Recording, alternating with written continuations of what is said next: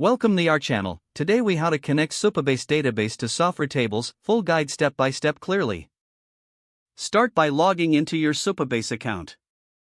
Navigate to the project that contains your desired database. In the project dashboard, locate the database section from the left menu. Click on SQL Editor within the database section. In the SQL Editor, write your database schema for the table you wish to create. Make sure to define the necessary columns and their respective data types. Once your SQL code is ready, click on the Run button to execute it.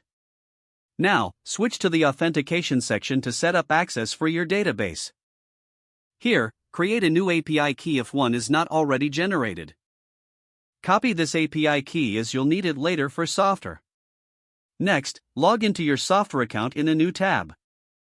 Navigate to the project where you want to connect your Supabase database. In the Softr dashboard, click on Data in the left menu. From the Data menu, select Tables to create a new table. Choose Connect a Data Source and then select Supabase. Paste the API key you previously copied from Supabase. Fill in the required fields such as the project URL and database credentials. Make sure all information is accurate before proceeding. After entering the details, click Connect to establish the link to your Supabase database. Once connected, you'll see your Supabase tables listed in Softr. Select the table you want to display and click Add.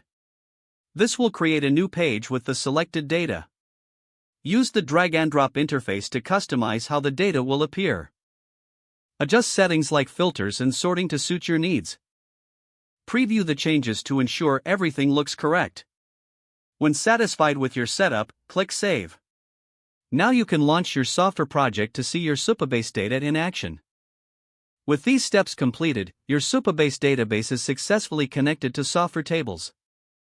If the page does not load, refresh the browser or try again in a private or incognito window. Make sure you are using the correct email address, then retype it carefully to avoid small typos.